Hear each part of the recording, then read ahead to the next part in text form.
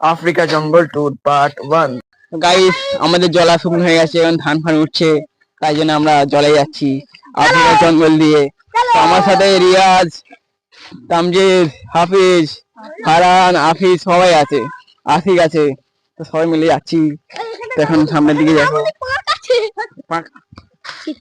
তো গাইস, আমরা আফ্রিকার জঙ্গলে চলে এসেছি। তো আমার সাথে আমার বন্ধুরা আছে। তো হাফিজ কি বলতে যাবো? জঙ্গলে চলে এসেছি। এই গাইস, কত সুন্দর গাছ, কত সুন্দর গাছ একটা দেখতে পেলাম।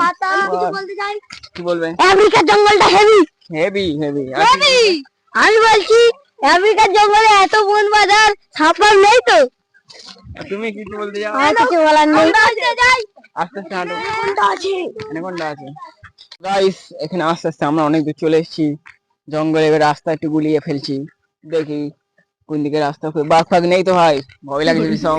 আমারও ভয় লাগে।